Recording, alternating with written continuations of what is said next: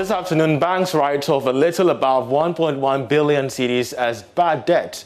In the first 2 months of this year, we have details on this story. Also, U.S. businesses in Ghana inject about $13 billion into the economy. Plus, we'll tell you a story about how illegal mining activity is impeding cocoa farming at Wenchi. We have all these coming up in this bulletin after this break this day.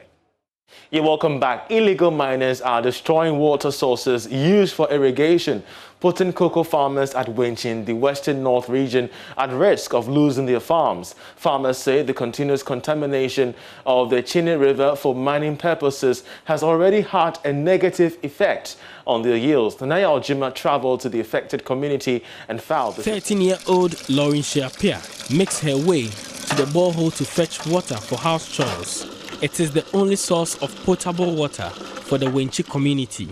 The 2 other boreholes here have broken down. Other children wait in turns to fill their containers with water. Fetching water in the afternoon is the only way these kids will be able to escape the morning water queue. She says, we queue for about an hour before we are able to get water to prepare for school. Aside this place, there is no potable water. The River Chene, which has served the community for years, is heavily polluted by illegal miners. It looks brownish, unfit for household chores. She says, the river was the only alternative source of water for us. Today, it can't be used for anything. The Western North region has an agrarian economy, with cocoa being the major produce. At Chene, a community before Wenchi, farms and water bodies are being destroyed by illegal miners in search of gold. I stand in the middle of about 10 hectares of land degraded by illegal miners. Before now, this whole place used to be cocoa farms, but today, the whole area has been taken over by illegal miners, destroying all the cocoa trees here. Farmers at Wenchi have their farms intact, but cannot access water for their crops. They want government intervention to protect their source of income. We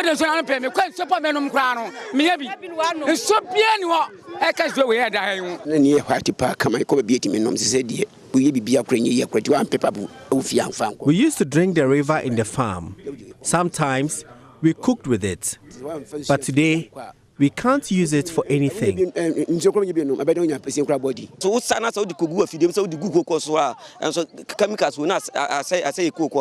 We can't carry water from the home to water the farms due to the distance. Farming is becoming too difficult.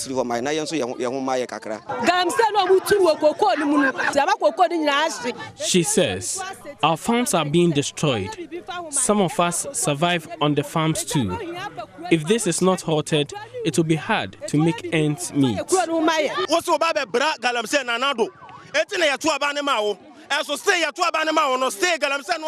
We voted for the NPP government to deal with these miners.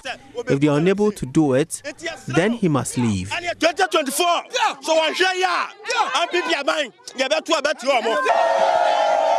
Some assembly members in the Bibiani Anyuaso Bekwai district say the local assembly has not done enough to halt the distraction. Kwame Asamoah is one of them. So the people are suffering. Sometimes it got a time they start robbing people over here. But when there was no any Galamsey activities, people can move here from 1 a.m. to the next morning without any attack. So it's affecting our water bodies, our farm. They cannot farm again because their life in danger. Illegal mining in these cocoa growing areas threatens the country's sustainable cocoa production. The attainment of goals 1 and 6 of the Sustainable Development Goals, bordering on poverty eradication and access to clean water, could be missed. From the Western North region for Joy News, Nanaya Ojima reporting. And we're joined via Zoom by Head of Public Affairs at Cocoa Board, Fifi Boafo. We're so grateful, Fifi, that you joined us, but of course the news isn't all that good. What exactly is happening with Cocoa Board's quest to ensure that Ghana's cocoa lands are safe and secure from the hands and practices of illegal miners? Thanks for the opportunity, Charles. It's unfortunate we keep recording incidents such as this, and on weekly basis, we have farmers who come to us with complaints as to things like this happening. It's unfortunate, and our expectation is that these things... I'm afraid we'd have to reconnect to get back to Fifi Boafo, the head of public affairs at Cocoa Board, regarding the issues of illegal mining at the Western North region. Of course, farmers there, cocoa farmers there, are raising stark challenges regarding the impact it's having on not just their cocoa farms, but as well the water bodies there, which of course is affecting the health, affecting the economy, and affecting the finances in this regard. Let's try our best once again to reconnect with Fifi Boafo to see if he could hear us once again. Fifi Boafo, you have seen the video for yourself, you've heard the report. What exactly is happening? If you can hear me, what I was saying is that it's unfortunate that we keep recording these incidents in our cocoa growing communities. The effect of these activities are very serious, one on our country, the people who are involved in the cocoa farm and the communities, and as well as the cocoa farmers. We believe that these are activities that we should be able to, as a collective, stop it from ongoing, because if it continues, its effects is there. However, let me be quick to add that we've engaged the Ministry for Lands and Natural Resources, the Minerals Commission, for them to help us in dealing with this issue, because this is not something Cocoa Board on its own can unilaterally deal with. However, Cocoa Board at the moment has given out information to farmers that in any situation whereby you have these galamsey operators or illegal miners coming to your farm, it is important to draw our attention immediately for us to take legal action on your behalf. Because what we realized over the period is the fact that most of the farmers on their own lack the capacity to challenge some of these actions in court, for which reason the people feel emboldened to trample on the rights of these farmers. So going forward, the expectation is that whenever farmers suffer some of these instances, they draw our attention, and then our legal team will represent them or provide them assistance in fighting some of these challenges, because we believe that with that, we'll be able to help in solving the problem. So the expectation, as this has happened, is that immediately we'll get in touch with the affected farmers, and they will take action on their behalf. Somewhere last year, we saw the CEO of Cocoa Board embark on this tour of some cocoa lands across the country, and he was so much, not happy by what he saw, the fact that most of these cocoa farmlands have been taken over by illegal miners, and of course those who are now venturing into the rubber plantation. We do know about this, the reclamation of cocoa farmlands. What exactly remains the update regarding this development? Well, after realizing the extent of the devastation, as well as who are involved in the cocoa value chain, and of course those who have the mandate to protect the cocoa lands, we believe that with their cooperation and support, we'll be able to help deal with the issue. Of course, that's also the reason why we've now come to the conclusion that there's a need for us to give the farmers some support in fighting this legal challenge which they have, because if the illegal miners go to the farm, they force the farmers, and the farmers do not... I'm afraid we've lost Fifi Boafo there. ...to engage our stakeholders. We're so grateful, Fifi Boafo, for your input there. He's the head of public affairs at the Cocoa Board, the regulator for Ghana's cocoa sector, dealing with matters regarding the infiltration of cocoa farms by illegal miners. We shall keep our eye on this, especially developments happening at Western North, to give you updates as and when. But away from that, banks wrote off a little above 1.1 billion cedis at the end of February this year as bad debt. Now, that's according to the profitability statement of banks operating in the country, published by the Bank of Ghana. Charles Nexiyeboah has been looking through the statement and has come through with this report. The provisioning for bad debt was classified as loan losses, depreciation, and others. It was slightly above the 1.02 billion cedis recorded during the same period last year. However, the growth of the bad loans slowed down considerably, largely because of the suspension of loan repayments and loan restructuring by banks to customers during the COVID-19 pandemic. Some banks gave reliefs of about 6 months moratorium, whilst others extended it because of the fine relationship they have with the customers. In terms of asset quality, the report said the COVID-19 pandemic-induced loan repayment challenges and slowdown in credit growth continue to impact the quality of assets within the banking sector. Although the negative impact on asset quality seemed to have declined slightly in the second half of last year, supported by reliefs provided by banks, a marginal deterioration in asset quality was recorded during the first 2 months of this year. Accordingly, the non-performing loan ratio of 15.3% at the end of February was marginally higher than the year-end NPL ratio of 14.8% and the previous year's NPL ratio of 13.8%. The increase in the NPL ratio over the one-year period reflects an actual increase in the stock of deterioration in loan quality by 15.1% to 7.3 billion cedis at the end of February this year. And we're joined by banking consultant and former managing director of the Bank of Africa, Menson Tokoni, on the possible implication of bad debts on the banking sector. We're so grateful that you joined us on the program. What do you make of these latest figures? About $13 billion in terms of capital and operational expenditure into the economy. Its foreign direct investment in the country in 2019 was also estimated at about $1.6 billion. The chief executive of the American Chamber of Commerce, Simon Margie, said U.S. businesses perceive the Ghanaian business environment as friendly and conducive. He spoke to my colleague Charles Nixon Eboa. As of the last research that was conducted by Pricewaterhouse, U.S. businesses here, that is those that provided figures, had contributed over $13 billion in terms of capital expenditure and operational expenditure, and had employed close to 10,000 Ghanaians. If you look at the data from the United States Trade Rep, U.S. FDI in Ghana in 2019 was within the region of $1.6 billion. So yes, so these are significant figures. U.S. companies have they believe that Ghana is a good place to do business. Ghana is one of those stable democracies. Ghana is one of those places where there's the rule of law is perceived to work well, and we speak the same language. We have the same value, democratic values. Our workforce is easily trainable, so they have reasons to invest here. Let's stay on Ghana-US relations because the study of science, technology, engineering and math, that's STEM, at the basic school level is receiving a boost in the Kumasi metropolis. The U.S. government has pledged its support for the teaching and learning of STEM in the country through continuous funding. The U.S. ambassador to Ghana, Stefan Sullivan, has expressed satisfaction at the investment made so far to groom the next generation of innovators through the Kit Makers project. Here's more.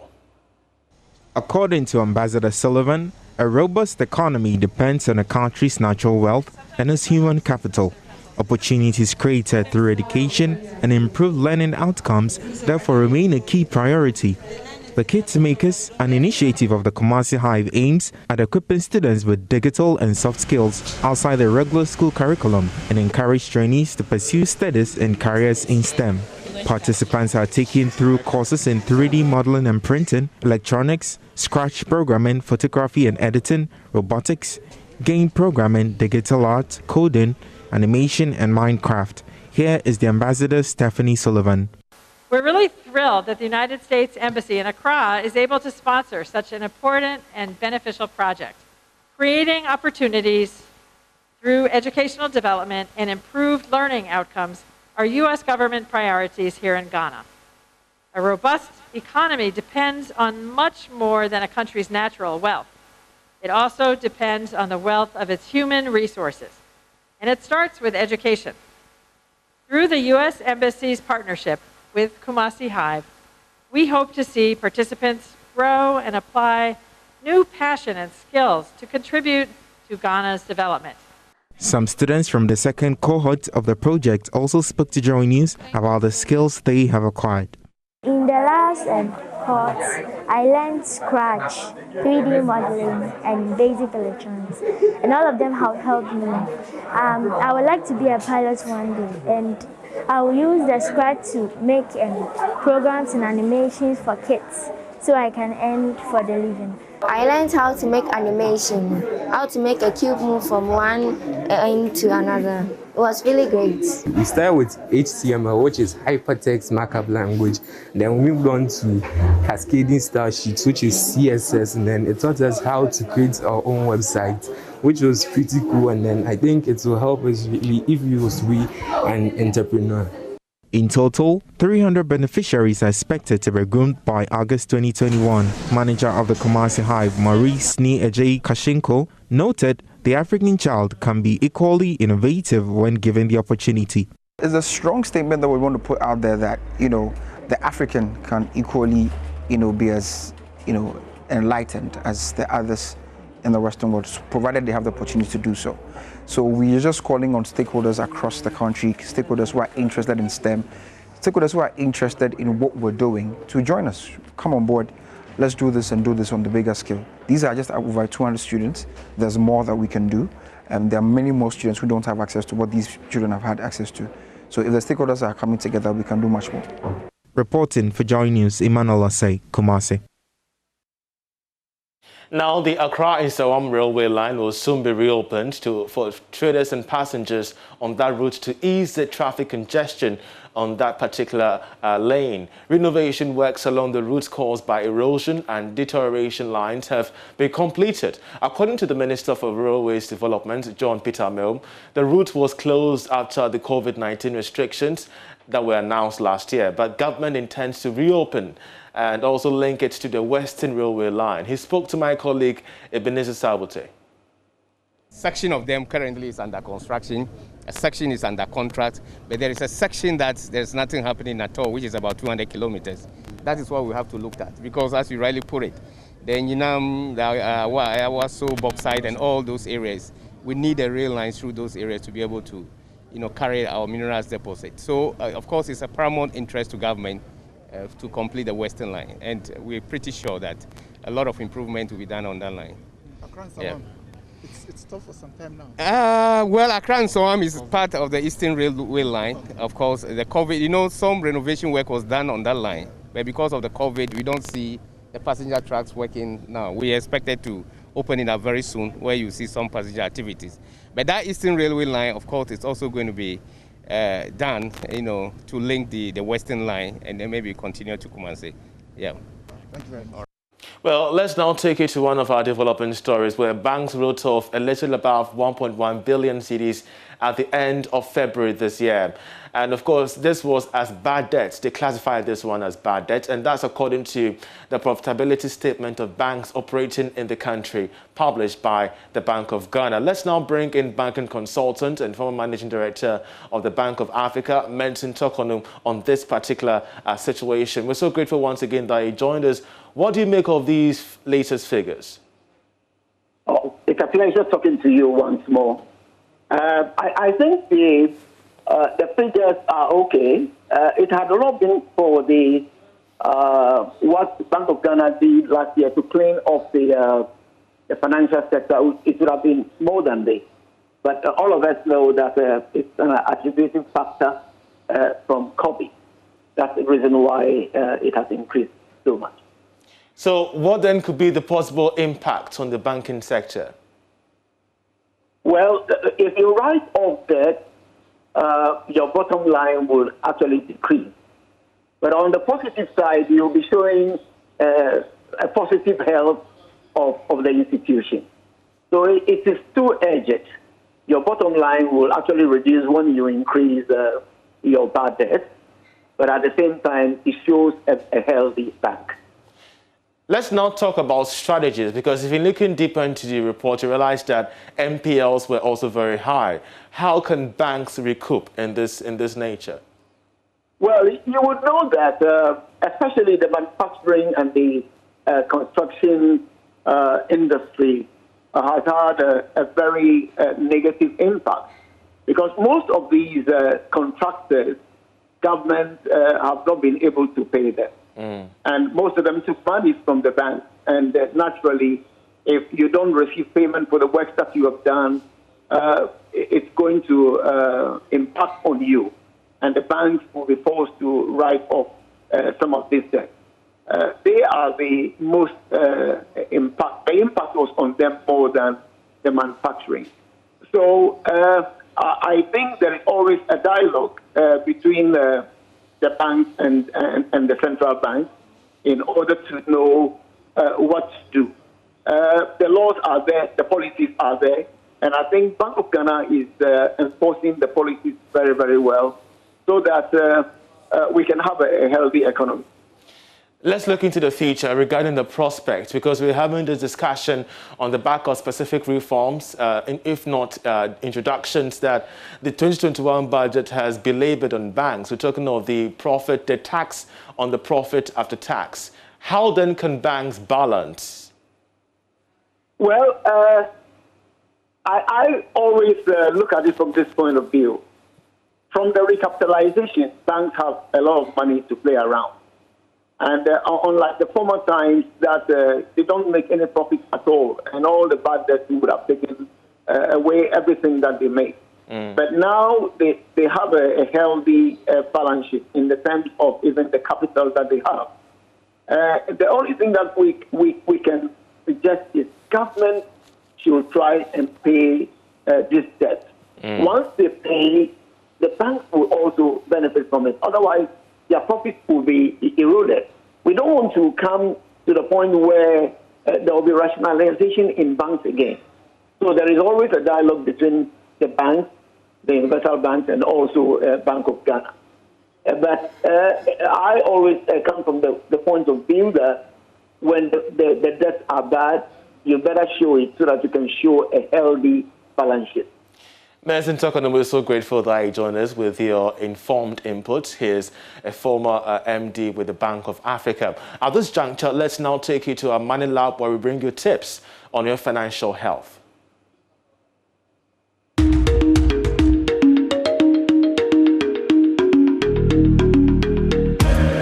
On today's edition of Money Lab, we are going to continue our series on the factors you need to consider before embarking on your investment journey. In the last episode, we spoke about knowing your investment objective before starting any form of investments. For today, we will be looking at knowing your risk tolerance level. When we talk of risk in investment, we are basically looking at your ability to absorb the shocks in investment as and when it occurs. Are you somebody who takes low risk, moderate risk, or high risk? If you are a low risk taker, then you need to be considering portfolios that are very conservative in nature. If you are a moderate risk taker, there is a moderate portfolio that will perfectly fit you. If you are a high risk taker, then you need to be considering very aggressive portfolios that will help you reach your investment destination. Talk to your investment advisor today before you embark on any investment journey.